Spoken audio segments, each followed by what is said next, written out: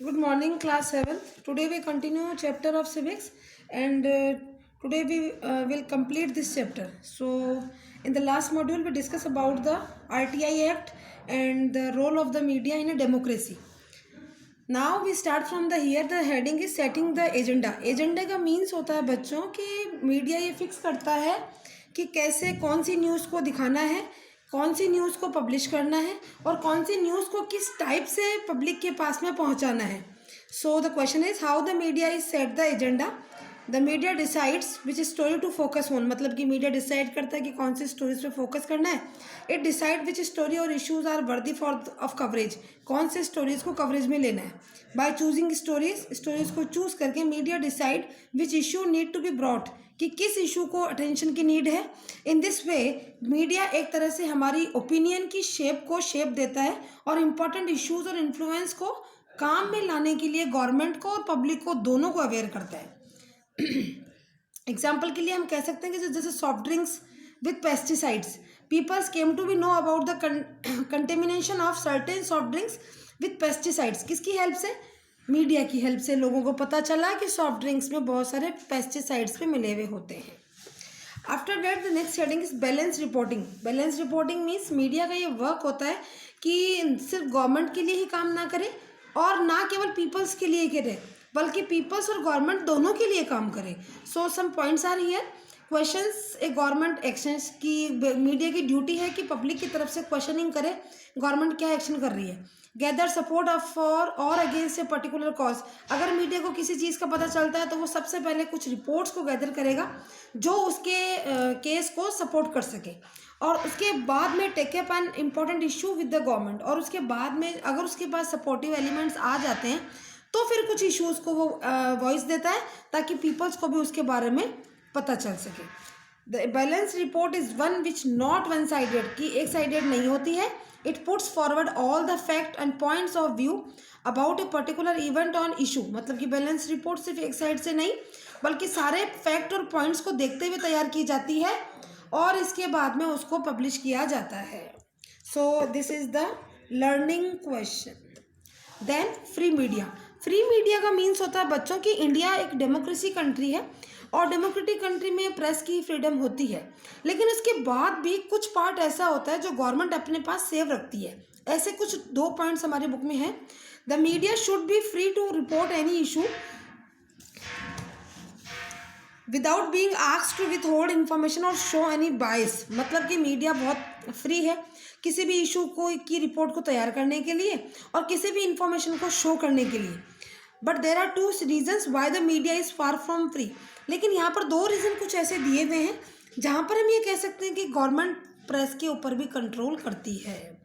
So the first point is governmental control. While the constitution does not specifically guarantee freedom to the press. कि constitution ने specifically ये नहीं बोला है कि प्रेस की फ्रीडम है. But the provision of article 19(1)(a ये फिक्स करता है कि मीडिया के पास में राइट है अपने व्यूज़ को और स्टोरी कवरेज को फ्रीली करने का.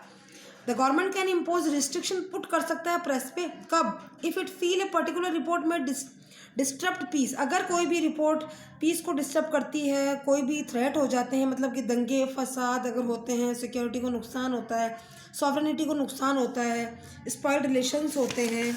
इसके बाद में इसमें ये बता रखा है कि अगर किसी दूसरे कंट्री के साथ भी कुछ ऐसा कुछ अनफेयरली कुछ होता है तो इन केसेस में गवर्नमेंट एक सेंसरशिप का पार्ट अपने पास में रखती है. For this reason the government can prevent some views news item song books magazine और मूवी फ्रॉम बीइंग ब्रॉडकास्ट और publish. This is called as censorship. Government अब कुछ न्यूज़ को रोक देती है, सॉन्ग्स को रोक देती है, बुक मैगजीन्स को भी स्टॉप कर देती है. तभी तो मूवीज़ वगैरह में से कुछ सीन्स को कट कर दिया जाता है. उन न्यूज़ सीन को कट करने का ही उन सीन्स को कट करने का पार्ट ही सेंसरशिप होता है. फिर सेकंड पार्ट एक ये होता है कि मीडिया क्यों गवर्नमेंट के नीचे दबी हुई रहती है. Control of business houses.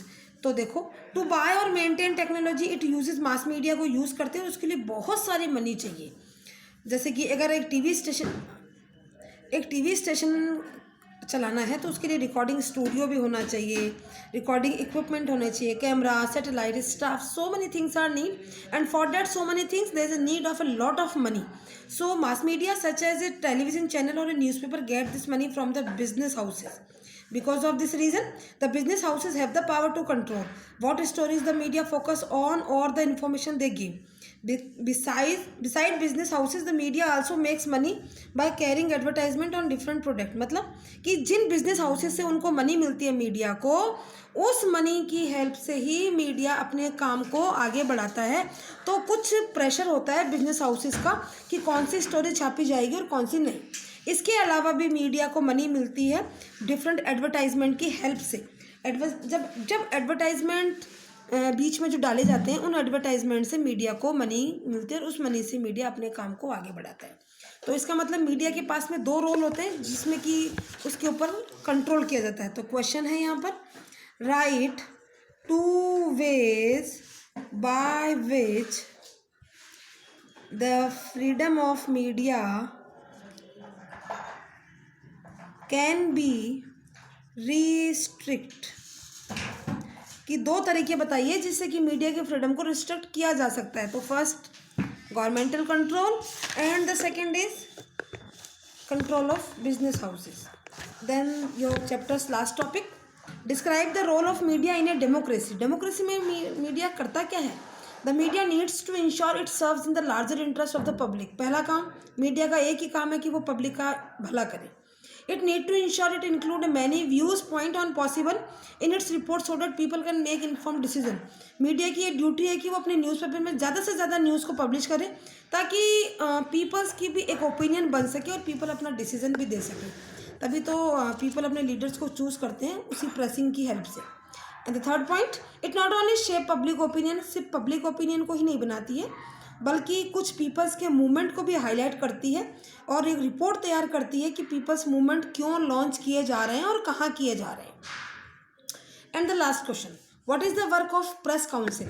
Press council government ने एस्टेब्लिश किया था एक बॉडी को जिसका नाम था प्रेस काउंसिल इन 1966, सिर्फ मीडिया को, प्रेस को मॉनिटर करने के लिए, मतलब कि चेक करने के लिए. It ensure the freedom of press, press की फ्रीडम को इंश्योर किया. And also to hear complaint against the media by the public. और अगर पब्लिक को कोई भी कंप्लेन होती है प्रेस को लेके तो पब्लिक प्रेस काउंसिल में जाके अपनी कंप्लेन को हायर कर सकती है. और प्रेस काउंसिल की ये ड्यूटी होती है कि वो उस कंप्लेन को सुने और उसको दूर करने की कोशिश करे. I hope you understand this chapter very well, and if you have any doubt discuss to me. Okay, have a nice day.